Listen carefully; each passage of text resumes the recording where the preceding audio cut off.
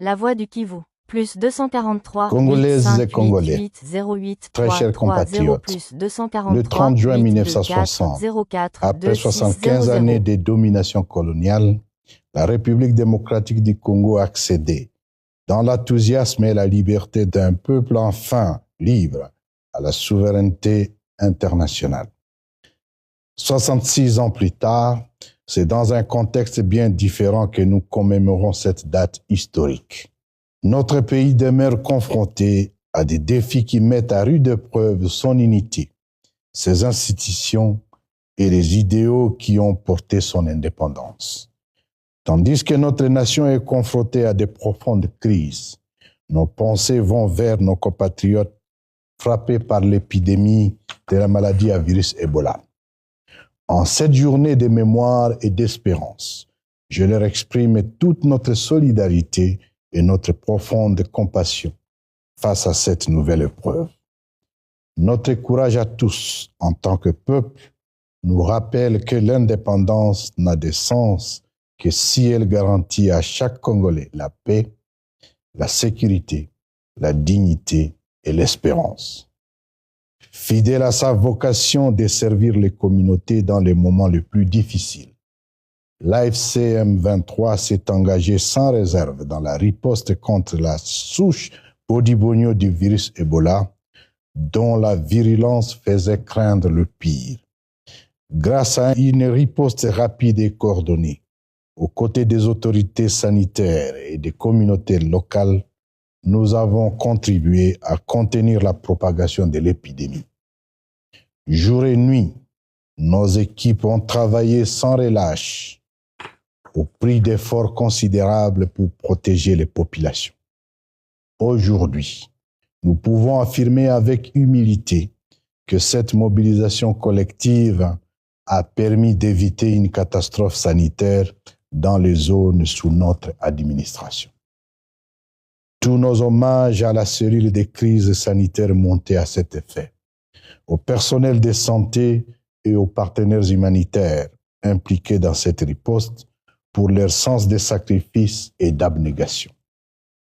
À toute la population congolaise en général, et en particulier celle de l'Ituri, épicentre de cette nouvelle variante, nous recommandons l'observance stricte des mesures barrières. Ebola tue, Ebola est dangereux. Très chers compatriotes, le chemin parcouru par notre nation depuis le 30 juin 1960 n'a jamais été un long fleuve tranquille.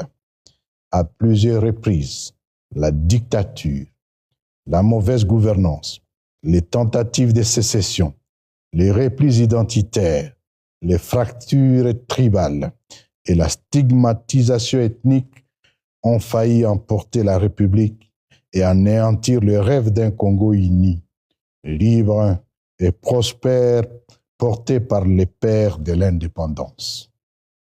Après plus de 4 décennies de crise, des conflits et des contestations récurrentes de la légitimité du pouvoir, les Congolais avaient enfin trouvé, à travers la Constitution de 2006, un pacte républicain destiné à guérir les blessures du passé et à organiser les alternances démocratiques.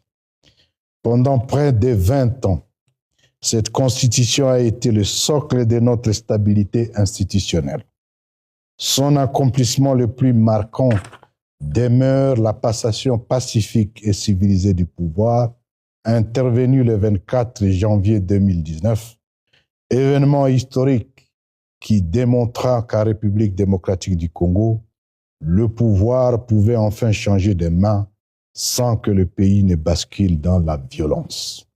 Cependant, le paradoxe est saisissant. Porté au sommet de l'État en vertu de la Constitution qu'il conteste aujourd'hui, M. Tshisekedi, malgré son illégitimité avérée, est le premier bénéficiaire du contrat social issu de cette Constitution. On devrait légitimement entendre de lui qu'il en soit le premier défenseur. Il a malheureusement choisi une autre voie. Depuis son accession au pouvoir, les entorses à la loi fondamentale se multiplient, comme si la Constitution n'était plus la norme suprême de l'État, mais un texte dont l'application varierait au gré des circonstances et de ses intérêts mesquins. Soucieux de ne plus avoir à rendre le pouvoir au peuple souverain à l'expiration de son second mandat, M. Tshisekedi a orchestré en décembre 2023 un braquage électoral avec pour seul dessein de baliser la voie vers une présidence à vie.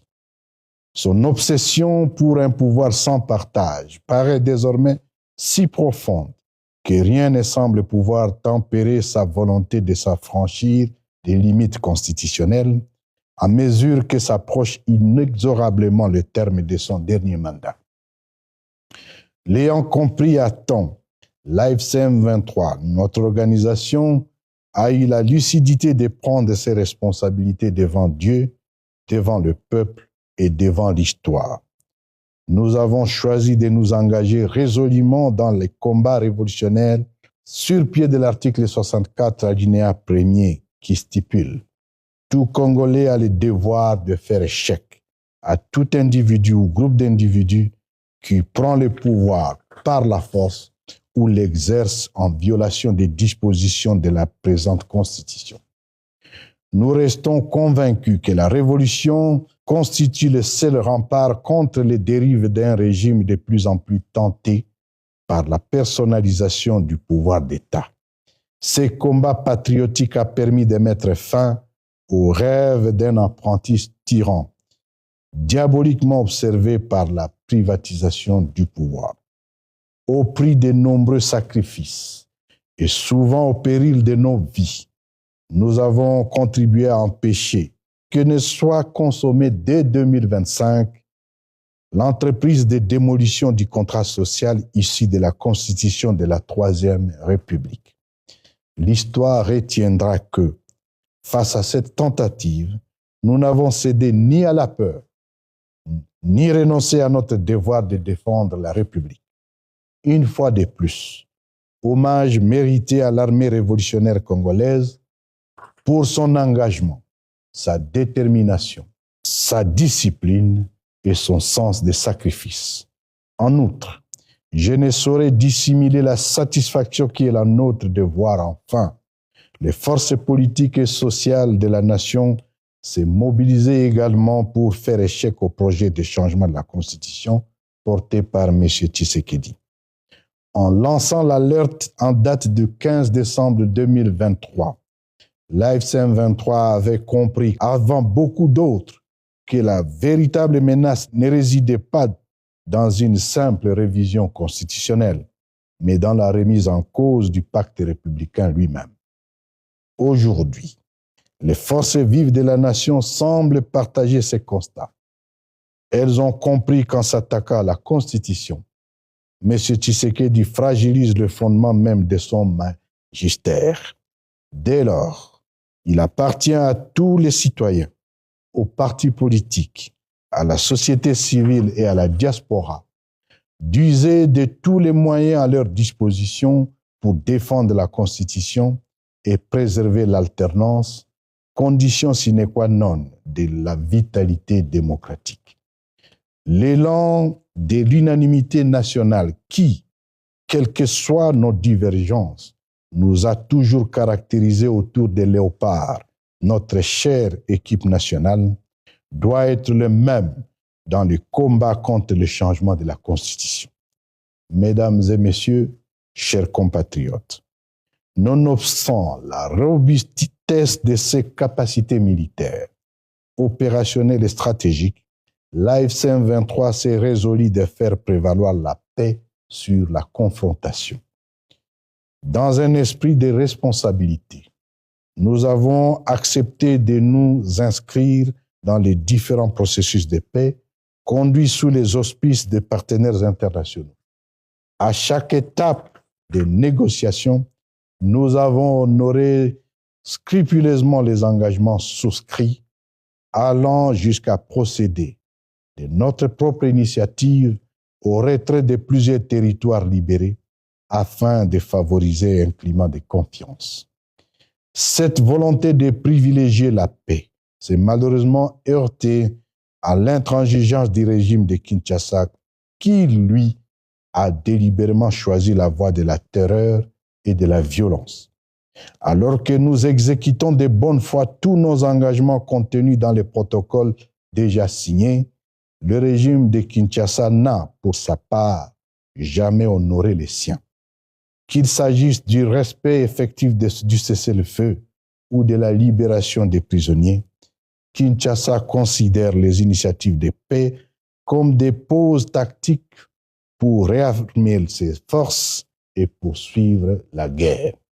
En témoignent les bombardements indiscriminés sur les populations et infrastructures civiles dans les zones densément peuplées des territoires de Rutshuru, de Massissi et de Kalehe.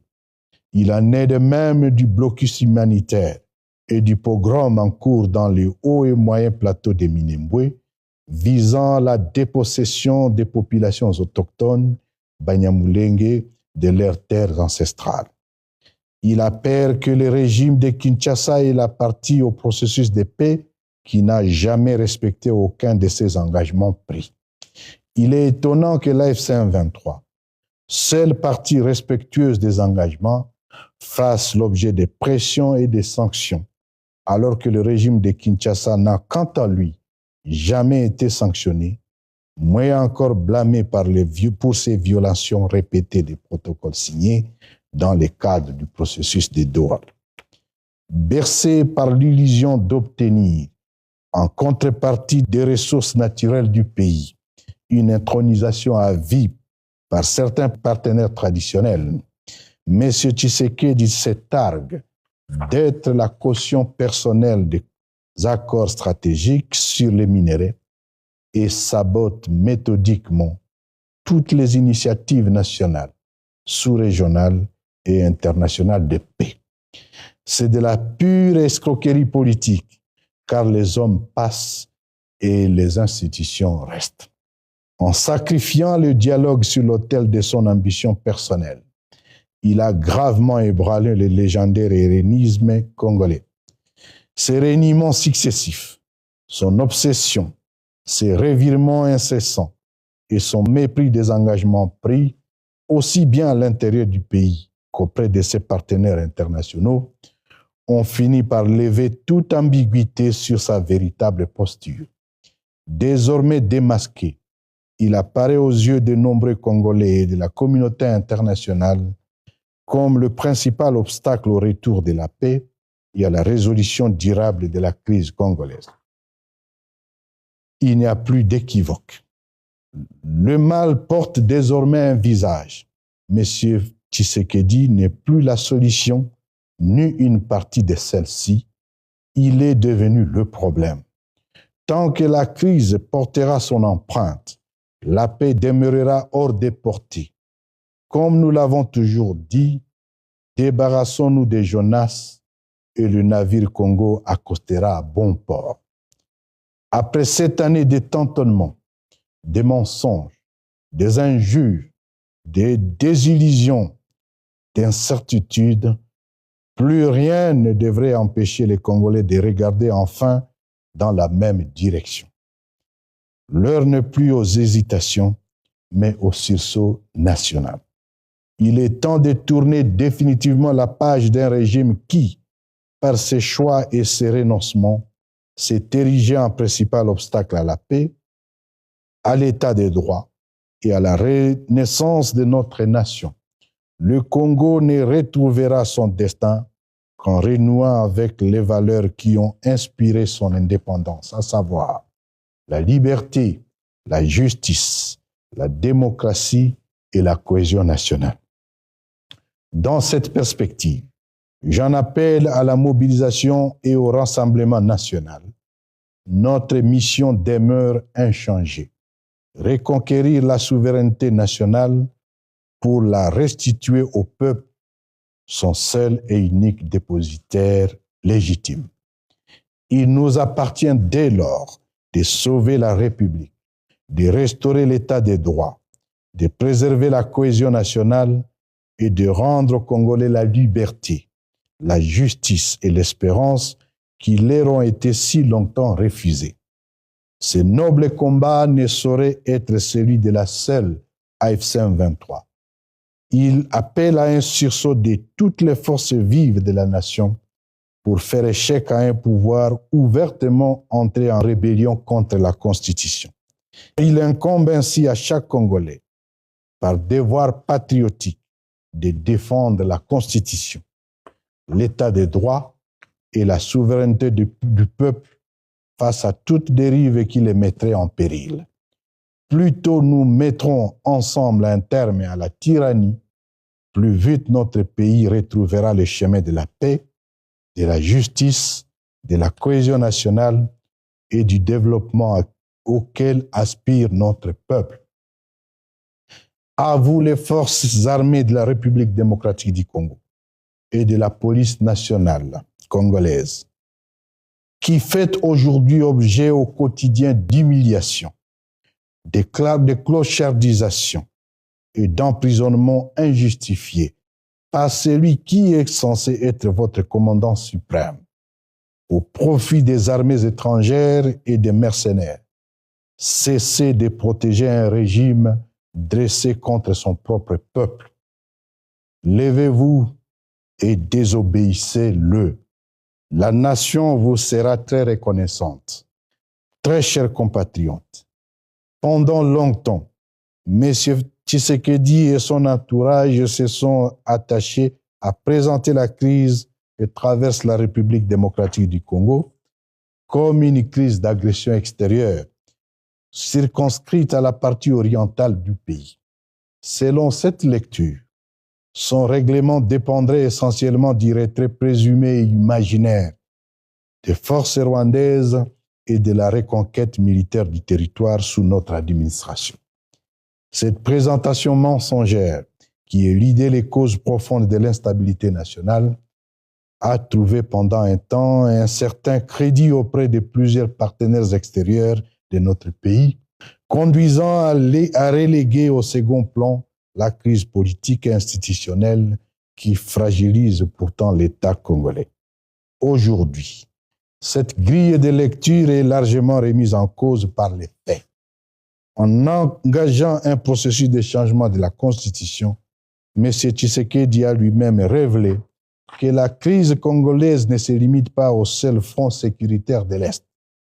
Les vives contestations suscitées par ces projets, ainsi que leur répression sanglante en Kinshasa et dans d'autres villes du pays, mettent en évidence l'existence d'une crise multiforme, nourrie par les tensions institutionnelles, les interrogations sur la gouvernance et les inquiétudes liées à l'avenir démocratique du pays.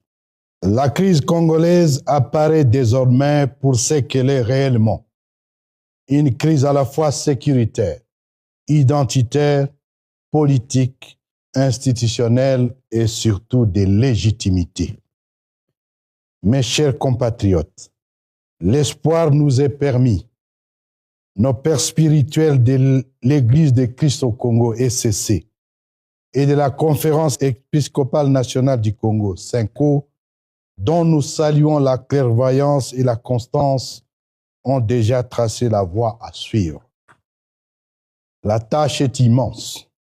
Il nous faudra reconstruire un tissu social, politique, économique et culturel profondément défiguré par des années de mauvaise gouvernance, d'exclusion, de tribalisme, de division et de crises et autres.